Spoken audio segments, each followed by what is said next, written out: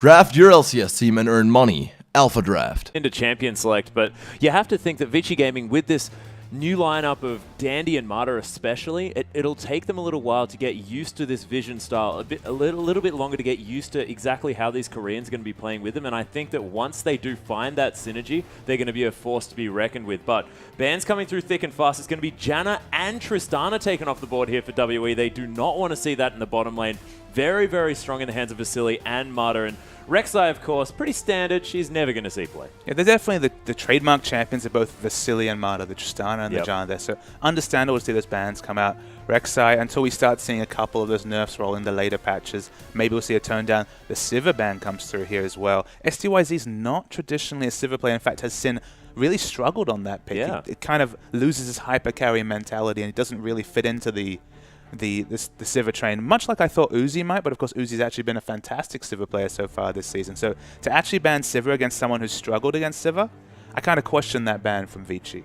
Yeah, there's a lot of things that are going to get through here. Of course, Hatong's Kassadin is going to get banned away, and that is definitely a high priority ban there, but the likes of Jarvan, Lee Sin, of course, Rumble's still available as well, and Gnar is available in that top lane. There are so many high priority picks still on the table. And Vasily plays all sorts of different AD carries, as does STYZ. I think they're probably looking for a potential Corki pickup here if we do see the Sivir being banned away.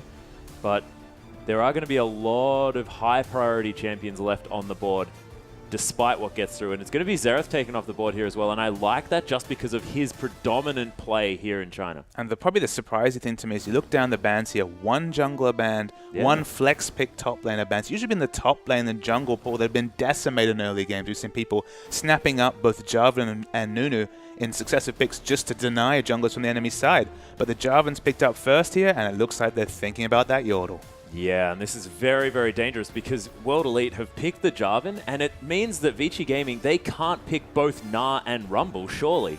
So they're going to get one of these mega combos here. Ninja going to insta-lock that Azir in response to this Thresh Rumble that's been locked in, and you have to think that Spirit, he can just happily lock in that Gnar, and they have got a gigantic teamfight already available. Yeah, I really do like the insta-lock of the Azir right here. The Gnar is being mulled over, probably going to be picked up as well. So some really powerful picks here. The Narvan combo that has been coined over the weekend. 5-0 in competitive play, at least in the NA and EU LCS. Seeing a lot of competitive play in LCK as well. Has actually been played here in the LPL, though, and didn't win the game. Wow, okay. But still has a lot of momentum. Certainly does. It's one of those kind of hotbed topics, just like Jarvan Rumble was many moons ago. So to see the Azir pick up as well here, this is the comfort champion. This is finally the one champion that Ninja's really performed on this season. You mentioned that he's impressed you on that Azir. This is the start of a strong draft from WE, and that's been one of my other concerns with WE. It's been some very questionable drafting, but look at the champions that are still available on the fourth rotation of picks. We might see Alessandro come through right here. So that's what happens when you start banning these AD carries, banning these flex picks, is that you suddenly show up with an embarrassment of riches at the later parts of the draft. Yeah, and it's at the point where, they're going to be last picking that AD carry as well, just because there's so many things that they want to gobble up in this draft phase. But looking fantastic so far. STYZ thinking about the Ezreal here, but Dandy on Lee Sin. This is something I'm incredibly excited about. The last time we saw him pick up this champion, so impactful across the map, and you put Dandy on a champion that can build a Sightstone easily, and who else is that other than Lee Sin? And he's just going to have control of this map. And the viewers might be wondering, why not Rengar? Because, of course, Dandy's Rengar, one of the most feared picks in the world, was really that Rengar that really catapulted Rengar to being one of those really highly contested jungle picks, available here and not picked. But you look down this Vici Gaming side, Lissandra peaks in the mid game, Rumble peaks in the mid game, picking up an early game jungler to get them to that mid game faster, to really snowball the lanes, makes more sense than having to have that more passive jungler. Of course, Dandy does defy the passive title on Rengar just because he's so good with communication, but this is still a lineup that's forming. They still probably have those communication issues as they're trying to really formalize this lineup. They're probably kicking themselves when the schedule came out and they're like, oh god, we have to test ourselves against EDG and OMG in the first week. They would have liked to warm up to those top teams. Look like they warmed up last week though, so I'm so excited to see what they pull out here. Yeah, and if we do actually get this Corki to be locked in as well, you were talking about a mid-game focus. My god, how you could not have a more perfect team comp to focus for that mid-game, and especially going up against WE, who are all in for the late game. I mean, sure, Caitlyn's going to be good in lane. She's going to be able to, you know, shove out early, get peacemakers across the wave, all that sort of stuff. But goodness gracious me, that mid-game slump, that's going to be felt hard by World Elite. Once the sieging starts, once WE starts to get in position for the sieging, you look down this Vici Gaming side, so little initiation tools.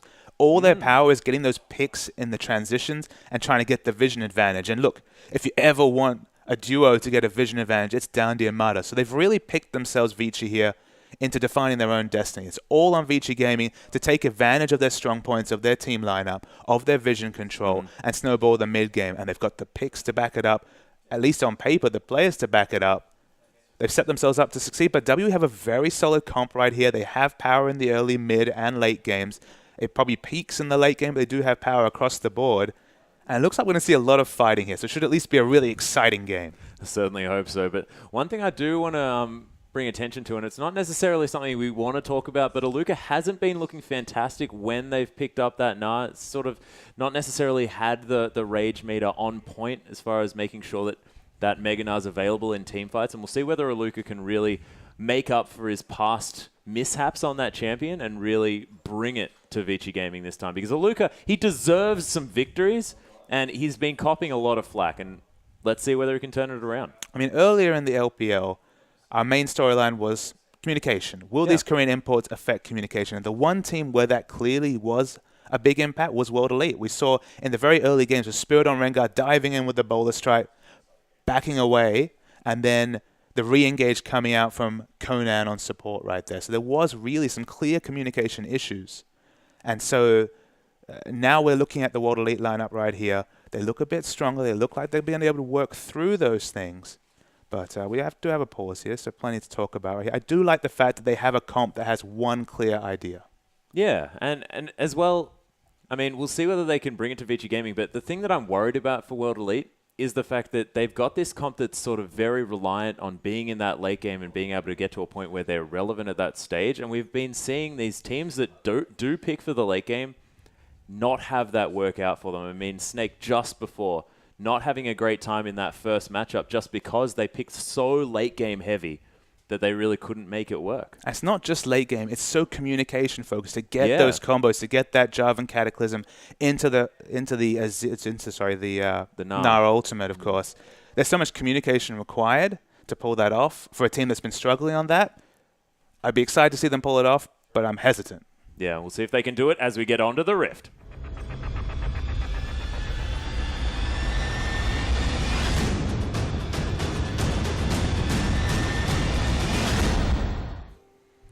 And we're on the Rift, ladies and gentlemen, with World Elite taking on Vici Gaming. World Elite desperate for a victory here to help put a few more points onto the board. Of course, 0-10 thus far, and Vici Gaming starting the pressure early as the Death Sentence lands onto Spirit. There's a resonating strike to come through as well, and he's getting burnt down so low, but didn't have to blow that flash. Yeah, Vici Gaming clearly have a plan right here. They want to get that lane vision to have an idea of what the lane set's going to be. Aluka's in trouble. Mato, it will have that Death Sentence available yet again, but Aluka just takes half of his health and is forced to go back. Vici Gaming already with their feet on the pedal. Yeah, the kill there would have been a bonus, but again, it's all about getting that early vision, making sure they're in the right lanes.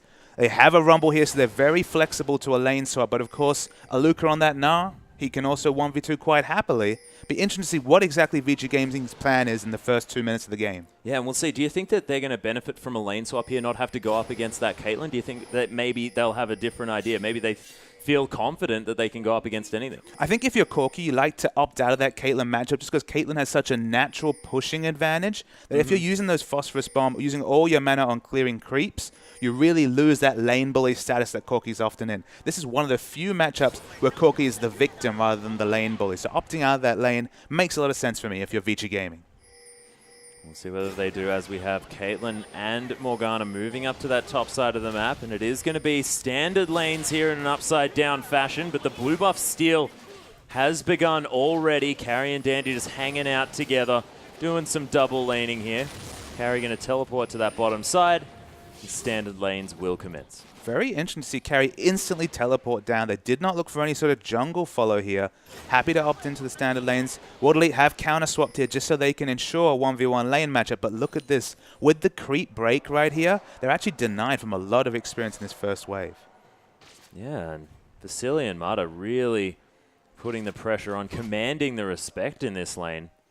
It's not what you'd expect. STYZ on this Caitlyn has a lot of pushing power, and that Dark Binding can threaten a lot of CC as well.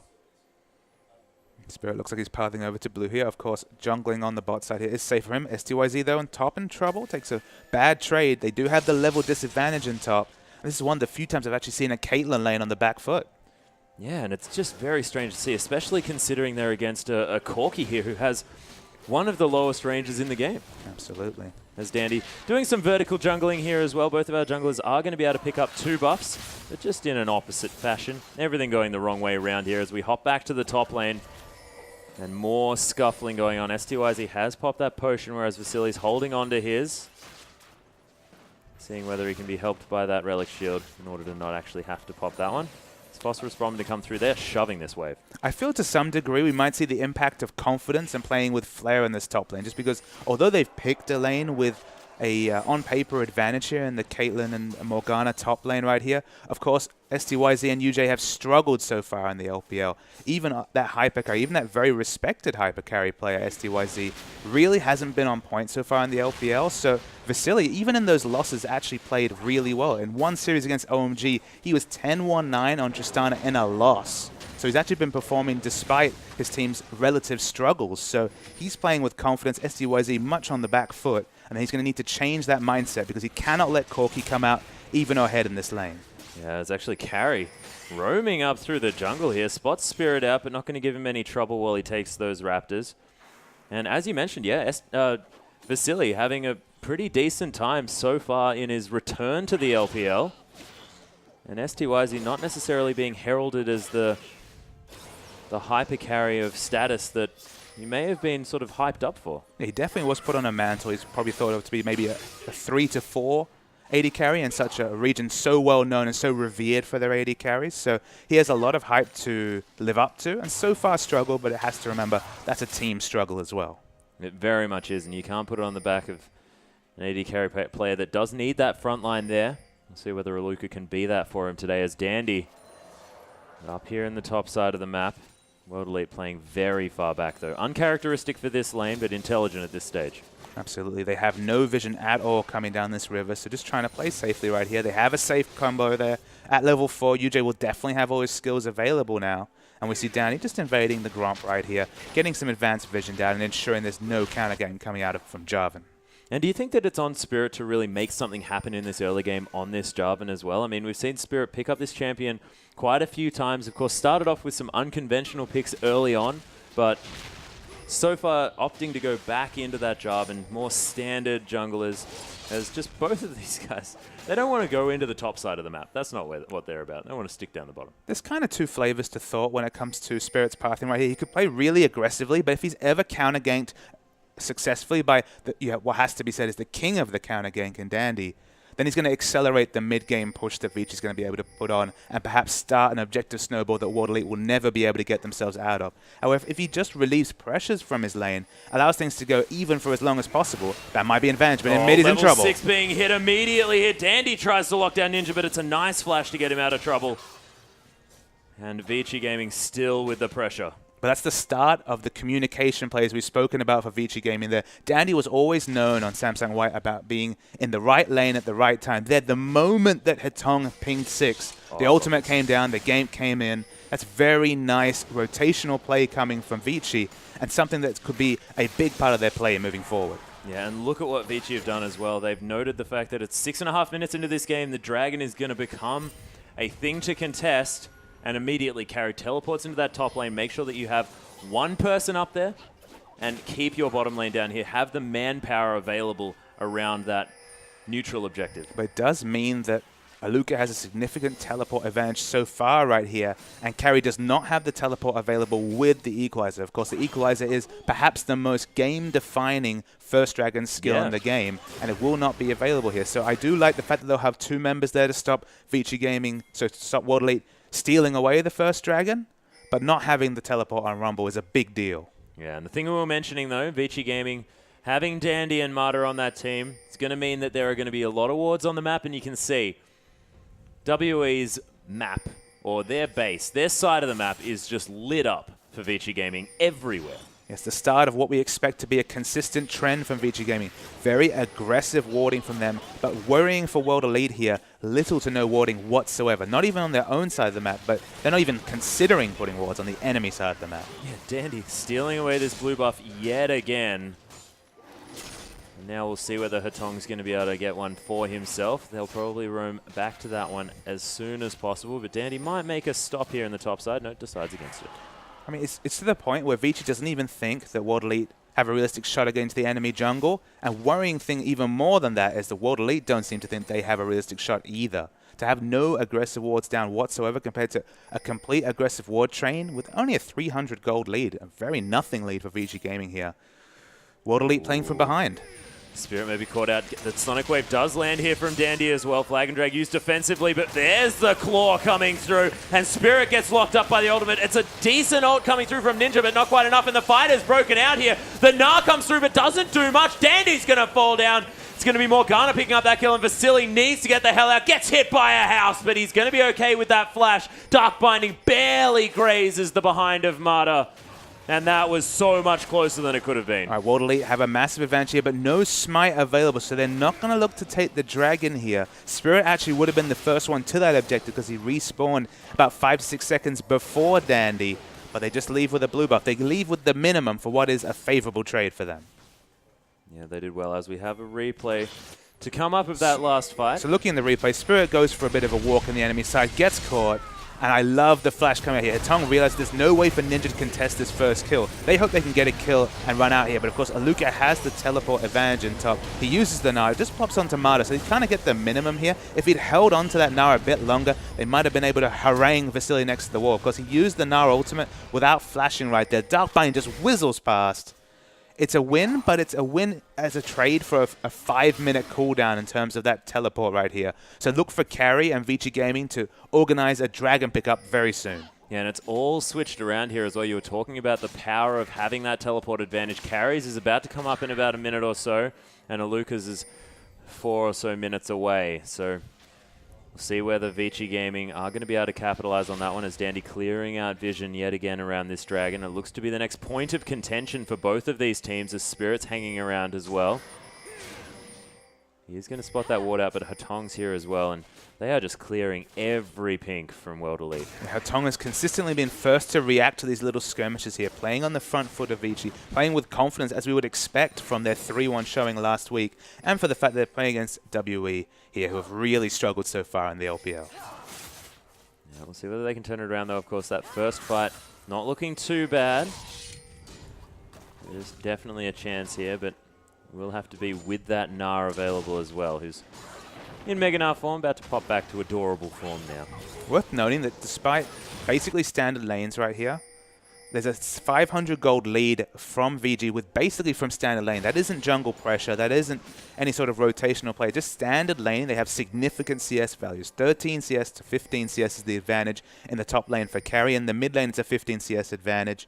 In the bottom lane, it's very even. 5 CS actually advantage for SDYZ. But that's to be expected. He has the Caitlyn pickup right here. Yeah, well, that's the thing, of course.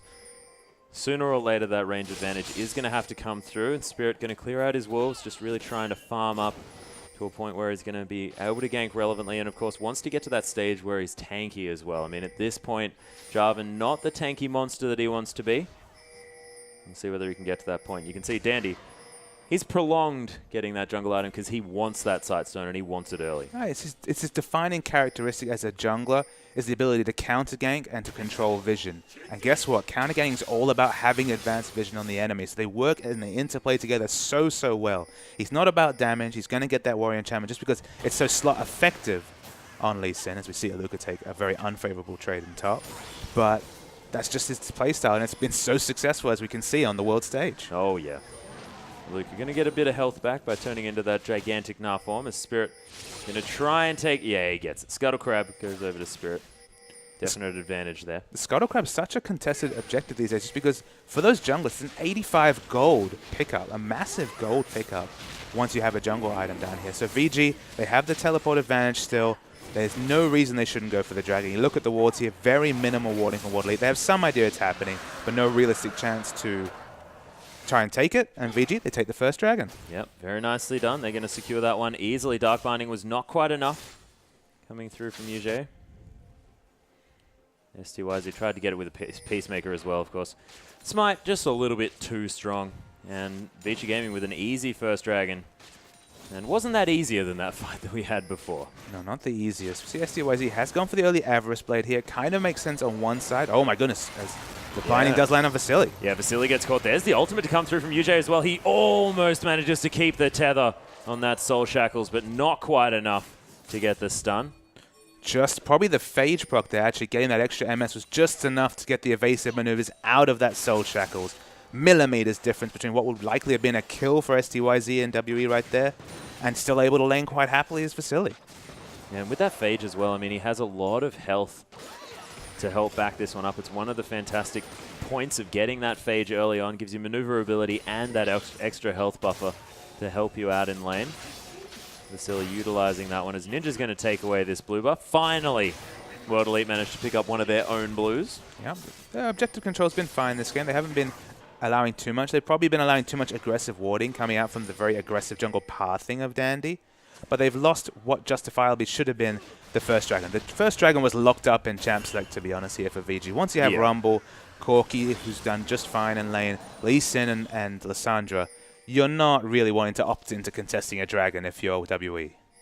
Hetong and Dandy both moving up to this top side. Of course, this tower very, very low. Luca does have the flash. He's going to jump out, but there's the ult to come through. Dandy kicks him back. The wallop's going to come through onto Hetong, but Aluka so low on health. Gets caught up, and that's Dandy easily securing that kill. They might even take top turret here. Here, WE getting so much damage on this mid turret, only Thresh to defend it. I mean, you'd always take a trade of mid turret for top turret right here, but of course the kill tip's slightly in the advantage of VG. Yeah, but VG doesn't look like they're stopping. Actually, no. Carry going to back away from this one. Could have got some healthy damage on that inner turret. Ninja and Spirit just trying to back off from that middle lane and clear out some of this vision. Starting to see some of that strong laning flavor of STYZ and Caitlyn right here. 600 gold is actually quite considerable in a game where there's only 600 gold in it. So World Elite doing quite respectably in the bottom lane here. They're going to DPS down this turret and actually probably come into the gold lead here as World Elite. And we haven't actually been able to say World Elite was in a gold lead at 15 minutes into a match, I believe, in any of the games so far. Yeah, this is definitely positive for World Elite. And Vici Gaming, I mean, the pressure's on them to win this match, you have to say. I mean, if they drop this, they're arguably almost thought to guarantee this. As the engage comes on to Carry here, Aluka's popping that hyper, and Carry just doesn't know where he's going. Spirit's going to catch up. There's the Chilling Smite as well. Flag and Drag's going to get the knock up, and that is an easy kill as another blue turret's going to fall down. Yeah, Carry was probably smart then not to use his flash. He, of course, was considering flashing the flag and drag, but he would have died to a counter flash there, whatever the situation. So another nice kill picked up there for World Elite. They're playing well this game. They really are, rotating around the map quite well as well. And you can see the fact that Spirit not playing sort of that really overly aggressive, I have to be carrying this game. He's supporting his team this time, and this is the change that you have to say he probably had to make. But again, VG have picked for the mid game here. We're going to see the Trinity Force coming out so soon from Corki right here. This is the time where they need to turn it on. The next 10 minutes or so could decide the game. If they're not able to get a decisive advantage before 25 minutes, you have to like World Elite's comp right here in the late game. But VG's mid game power is undeniable. Rumble, Lissandra, Corki all peaking in the mid game. So it is on them to make the most here, but it's on them, as you were making the point earlier before that fight, it's on them completely in this series. Anything less than a 3-0 is a massive loss if you're Vici Gaming. It very much is. And Hetong, including Masteries and Runes, Hetong's at 40% CDR already with those Lucidity Boots and the Morellonomicon. So that ultimate, the Glacial Tomb, is going to be up all the time. And so much consistent CC coming out in a fight between the Q and the W there for Lissandra. Yeah. Those equalizers, level 11 already. He has his double magic penetration working on that Zhonya's.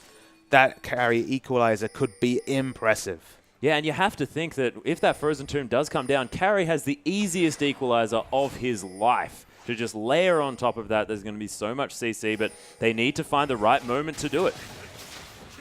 See WtrD trying to defend their wards where they can. 1 minute till Dragon's up. Carry, again, will not have his teleport up right here, so he's actually been struggling to have teleport up for these big objectives. WtrD looking in position very aggressively. Yeah, Tong coming through. Spirit actually gets locked up here. There's an equalizer, but not exactly the one that they want, and Carry's going to go down immediately. Empress Divide to come through. That's a nice gnaw from Aluka here as well, as Tong's taking a lot of damage. Marta as well. He puts down the boss decently here. And SDYZ solo, Ninja also solo. It's a nice barrier. Hatong gets caught out, and that is a double kill for Ninja. Yeah, decisive teamfight win for WtrD. They could have even been more. If you watch that fight, SDYZ took the 3 to 4 seconds to channel up that ace in the hole to secure a kill, but was actually bunched on top of Ninja. They almost both perished right there, so some questionable positioning, but you can't argue with the kills. That's a big win, but they need to get in position for this Dragon right now, as it's only 20 seconds to its roll. So we see the replay right here. Spirits is positioning so aggressively right here, and this is the one time that Hatong's really misfired on this ultimate. It was much tankier than he expected with Spirit right now. I thought when the equalizer came down they'd be in trouble, but the Emperor's Divide and the Gnar is massive on both Dandy and Hatong right here. SDYZ's free hitting, and Vici are kind of in disarray once Vasily eats this binding, the Dark Binding, and instantly gets DPS down. Hatong gets focus fired from 3 to 4 people right here. They all survive, so WtrD do win that fight, but they need to try and translate that into this Dragon. Yeah, 4-for-1 trade in the end there, going in favor of WtrD, who now have a decent, a mentionable gold lead. Is SDYZ going to pick up this red buff as long as it doesn't reset on him too much? And we should focus on Ninja once again here. 3-0-2, he's gone for that Abyssal Scepter build. But Ninja's Azir, this is one champion where he's finally looking like he can translate his very safe and capable laning phase into teamfight impact. Yeah, it may actually be in contention for a ban here to come through on the side of Ninja, so very respectable play coming through from this Azir. And this Dragon going down very, very low. Could be a 50-50, but Spirit's going to be able to take it here. The Claw of Doom not going to be acted upon here by Hatong, and the Equalizer just zoning out the team, but no follow-up. The communication between Hatong and Carry, the two Chinese solo laners of Vici, needs to be on point this game. An Equalizer without any lockdown coming down from Hatong is going to be a fairly wasted cooldown. They don't have any other control CC unless Marta is already initiated right there. So they need to be very decisive on their calls here to Vici. Otherwise, this impressive Equalizer that Carry's farmed up, 139 CS, 24 CS ahead of Gnar, is going to be not useful. Oh, Spirit going in aggressively. Carry going to flash out of the way of that one. Spirit's going to die because Dandy's here. The Empress Divide to come in. Hatong, he ultimates himself in such beautiful fashion and gets gnawed for it right into the wall as WtrD now try and disengage this fight. Carry to come in, look, overheating with that Flame Spitter. Aluka is getting burnt to the ground. Vasily free hitting in the backline. SDYZ, all of your friends are dead. You have to go back to base, and VG turn it around. We mentioned communication for Vici. It was the same story right there. You saw shades of that first Rengar game when Spirit went in aggressively. No one was looking to follow him whatsoever into that cove next to the enemy blue buff right there. He was freely DPS down, and then WtrD was just target practice for Marta. They fell down there. Very poor communication from both sides. They need to regroup quickly, recognize their powerful points. For example, how strong Ninja's AoE space control is going to be on this Azir right now so early in the game. But WtrD, very questionable engage. Yeah, but Hatong using that Frozen Tomb on himself to avoid the ultimate coming through from Azir was so beautiful to watch. Incredibly perfectly timed from the mid laner for VG. So you have to hand it to them. They managed to turn that fight around exactly how they wanted to with fantastic play as well. And we're going to see the Zhonya's out very soon from Hatong here. Of course, 5 seconds of invulnerability coming out for that frontline Lissandra to complement the 40% CDR. I do love this build just because with so much CDR, a lot of those cooldowns are actually going to be up the moment you're out of 5 seconds of stasis. Yeah. So it's a very nice little combo right there. A few more levels in Glacial Path, and she'll even have an escape tool once she's out of that stasis. So very nice synergy between those two items. Very standard items, of course, on Lissandra, whereas Azir has been playing very smartly, but Ninja cannot really go into melee or aggressive form in this match just because he doesn't have the Zhonya. Zhonya's been the key item in all our winning Azir games right here. He's opted for the Abyssal, which means he has fantastic teamfight damage, but he does not have that invulnerability, that reset button in a teamfight. And as we just saw there, Hatong's Q is almost as fast as her auto attack would have been level 1. So looking pretty good as far as being able to layer those skills, layer that slow as we get through into this one. Dandy going to clear out the bottom side of the map, and World Elite just looking to reconsolidate and sort of find out what they can do to get themselves into this game. Because, of course, their late game going to be fantastic, but they've got to try and avoid fighting VG while they're so strong. Of course, Trinity Force being finished. You can see both of those Zhonya's Hourglasses are also completed. Smarter just going to sidestep the Dark Binding there. I mean, it's very difficult to communicate just how much item power spike has been completed on Vici Gaming right here. The double Zhonyas, the Trinity Force into Sorcerer's Shoes. The mid game is on, and this is the strongest point for Vici for the whole match right here. It will only get weaker as the minutes pile on. And very important here, World Elite are doing just fine. They're actually going to rotate to the top lane here. If they take down this turret, they're actually going to have a gold lead against a mid-game team right here. So the rotations from World Elite have been very on point right here. And if they can get over this mid-game hump afforded by the so powerful mid-game comp Vici's picked right here, World Elite in good stead for the late game. Yeah, World Elite actually sort of free reign of this top inner turret as well. And that equalizer not going to deter them. Able to take that one down, but Vici Gaming, they want to trade that for an inner turret in the mid lane and an outer turret in the bottom lane as well. You have to think getting a couple of towers here. Going to go the way of Vici, and the backs to come through now from World Elite. You've got Carry trying to stop them, but he's not going to be able to, and that trade definitely working out in favor of Vici. Whenever a team looks like they're getting an unanswered turret or an unanswered rotation in high-level play, you just need to look to the minimap to see what they're paying for then. It was a steep price for World Elite, losing so many creeps to the turret here, losing two structures, and two very important structures in the mid lane opens up so much potential Baron control and aggressive wards coming out from Vici right here. They're really throwing their hand over to Vici and saying, all right, you guys have the initiative. You're going to have the aggressive wards. You've got the mid-game comp. What can you make of it? And it's on Vici to show that they are a top team rather than just one of the middle of the pack teams struggling to get into playoffs. See whether they can prove themselves as we get into this mid-game for real here. Exactly the time when Vici Gaming needs to make their move. Blade of the Ruined King going to be the next option here for Vasily. So sort of the Chinese special as far as the Corki build is concerned, and you know that he wants to be able to get away from Spirit and DeLuca, so having that extra ability to kite with that movement speed after using that activatable is definitely going to help him out in that situation. Definitely when we consider the three popular Corki builds, them being Trinity Force into Bloodthirster, Trinity Force into Blade of the Ruined King, and Trinity Force into Last Whisper. It's definitely not the worst of the three, at least in my eyes. I think the Last Whisper build is a bit questionable given the amount of mixed damage that Corki puts out. I just love the Bloodthirster build just because it gives him so much poke. He has 80 scaling on basically all his abilities other than Valkyrie. And it seems to give him the defensive option as well. But Blade of the Ruined King is an excellent situational choice for that self-peel. And against Narjav, I can't really argue. Yep, working out well. But Dandy does find himself a Dark Binding as he tries to clear out this ward. He wants that ward so much, but the pink ward, it's going to die. World Elite win the vision battle. Okay, watch World Elite here. They cannot afford to clump onto a hook, onto the box, onto the Rumble Equalizer right here. If they can avoid that skill shot, if they can avoid that line of death, they have a very good shot of picking up this Dragon in this team fight. Yeah, it could be a 50-50 though, because Spirit is very, very close, and this Dragon's going down low. Spirit actually lands the Cataclysm here, and here's the layering of that CC. It's a nice equalizer this time. Hatong comes in. There's all of the invulnerability. The Dragon hasn't been taken yet even, as Aluka falls down. A Sun Turret's going to fall in amongst it as well, and that's 3 dead already for World Elite. Only Dandy going to die, the hero himself, as STYZ and Ninja limp away from this one. The power of that Lissandra pick was on full display right there. She plays like a frontliner despite being built like an AP carry. So much zone from the Lissandra ultimate into the stasis right there. Ninja and STYZ, the two carries for it, are at full health, but they could not get any auto attacks or spells in. Such was the zoning power of the Equalizer and Hatong's stasis. Lissandra's so strong. Yeah. We're going to see the replay right here. The engage is fine. They try and lock down carry. The equalizer is very good, but look at how much space control Hatong's ultimate. And you see Ninja and STYZ in the background. How much damage they got off in that last 5-6 seconds of the fight? 100, 500 damage maybe? But the really smart team fighting and grouping from VG completely negates the fed carries on Team World Elite. Yeah, definitely working out for them. And these are the kind of fights that Vici want to be taking. And, of course, they know that they can get them when these neutral objectives are up. But can they do it underneath a turret when they're sieging down? Because we saw World Elite answered with that inner turret in the mid lane. One more inner turret is available. They've taken 5 on this map with a late game comp.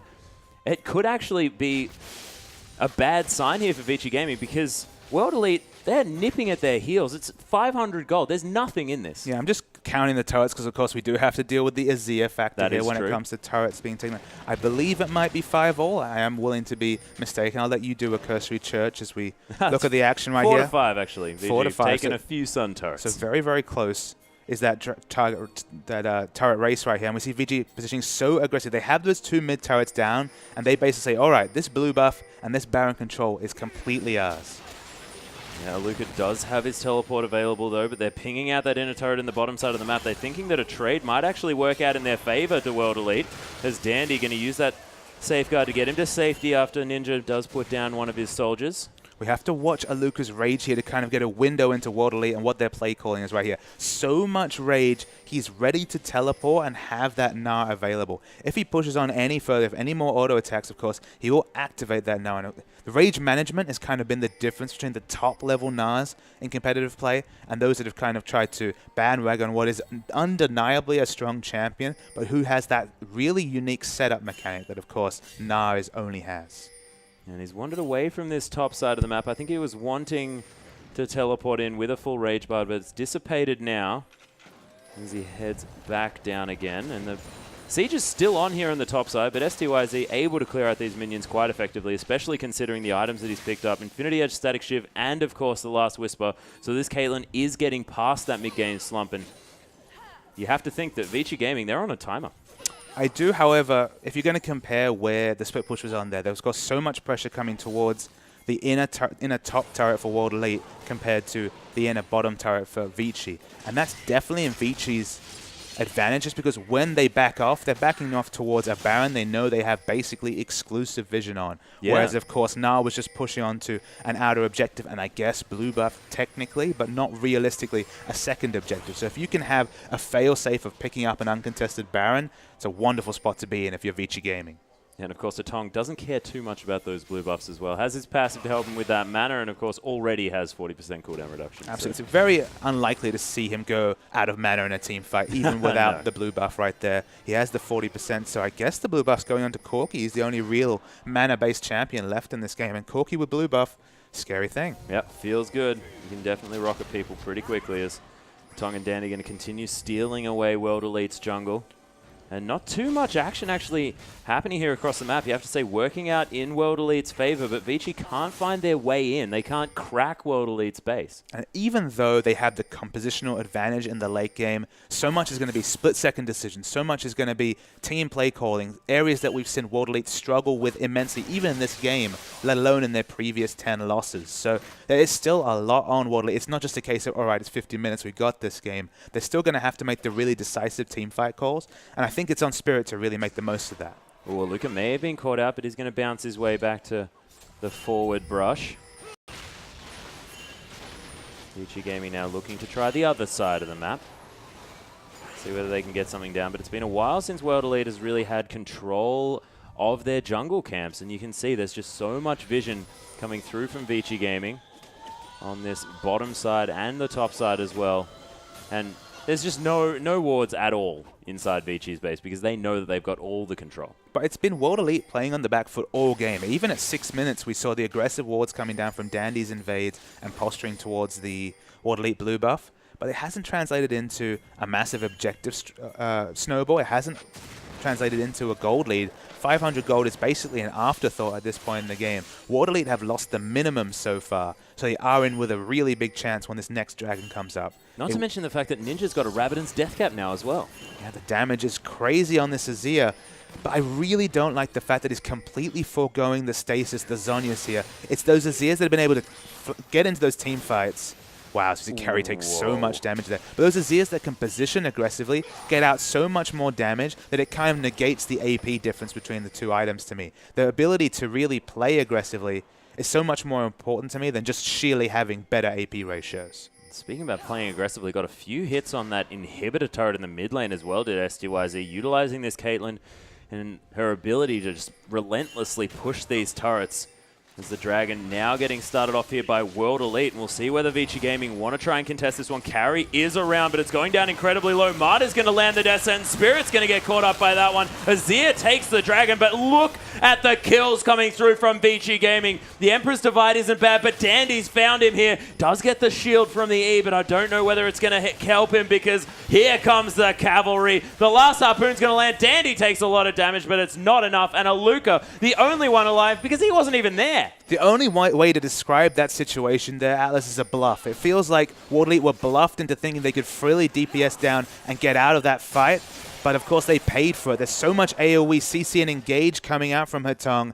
The ultimate came out, the equalizer came out for VG. They cleaned up that fight, and now they have position on Baron, no wards whatsoever, and only a Gnar to contest this objective. Yeah, Aluka does have full rage here, so he could potentially come through and try and get some work done, but you can see he's feeling pretty sheepish as Marta just breaking the Banshee's Veil and trying to keep this Gnar out of here as this Baron is down so low. The ultimate to come through, actually, from Hetong, and Aluka just...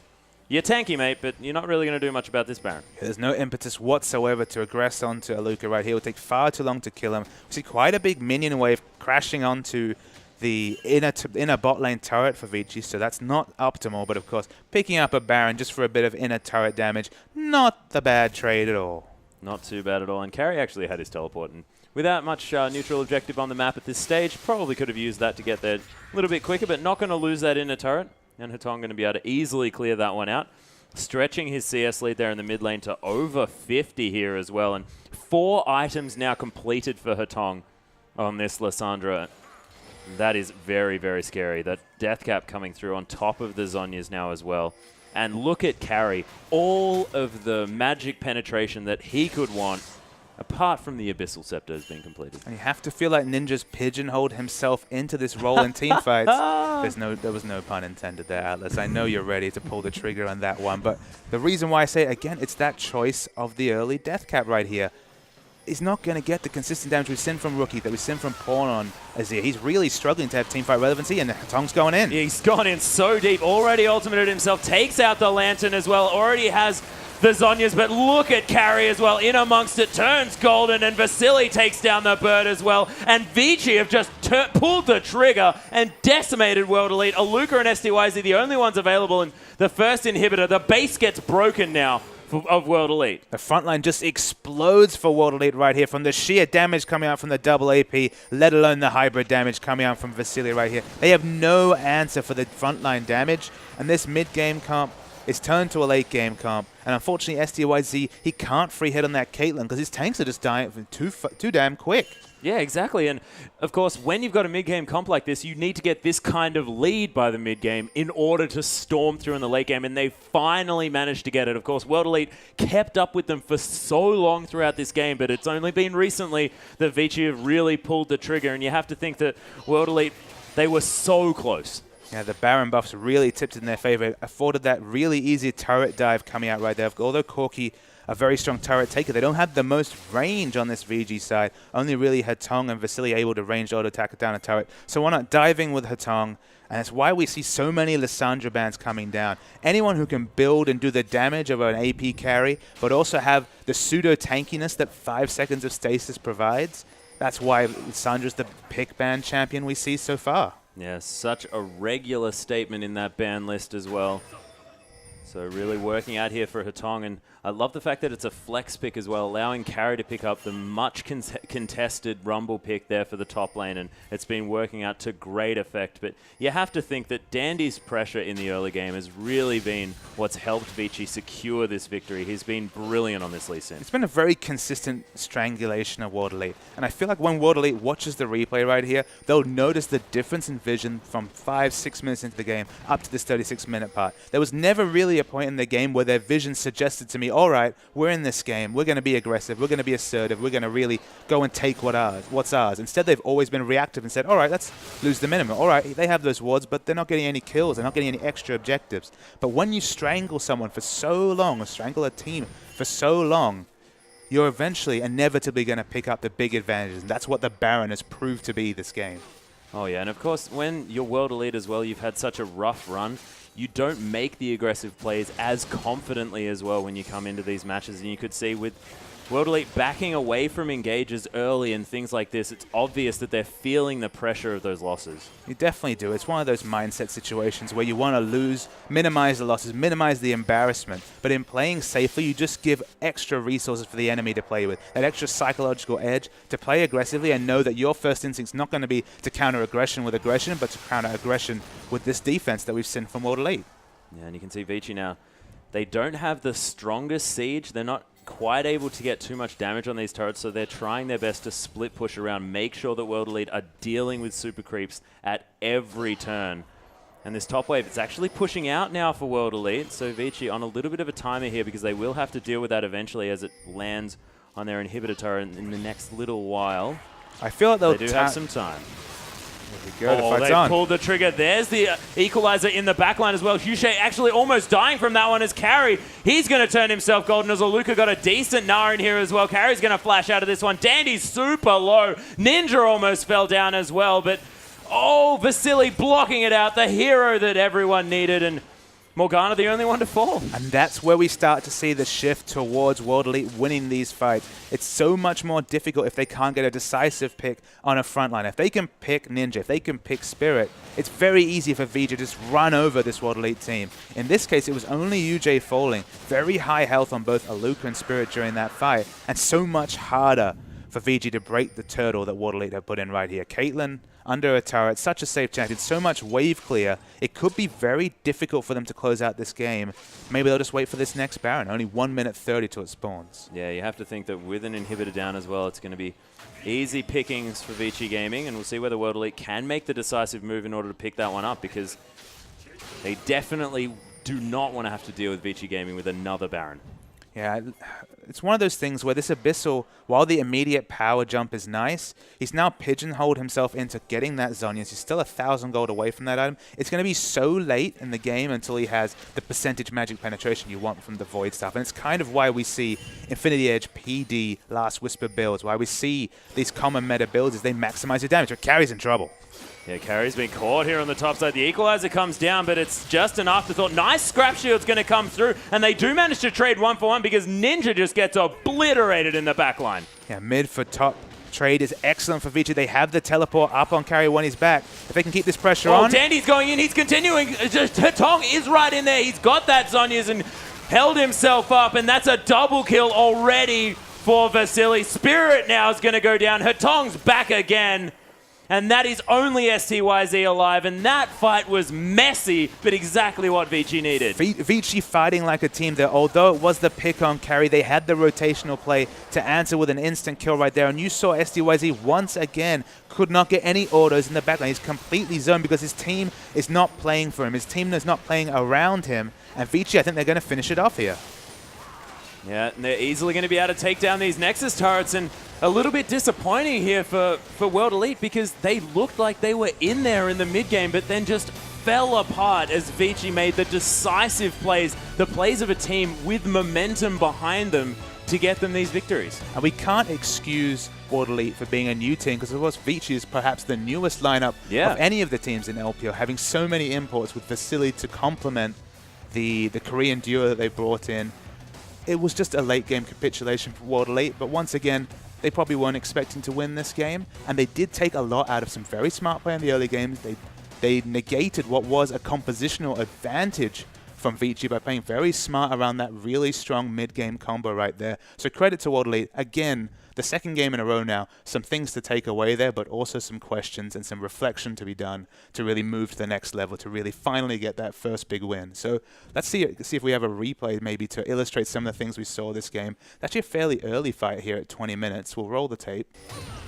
So WE, they were trying to get this second inner turret right here. Spirit goes in very early, and look, there's no rage bar on Aluka. There's no real way to cap on that. Spirit dies for free.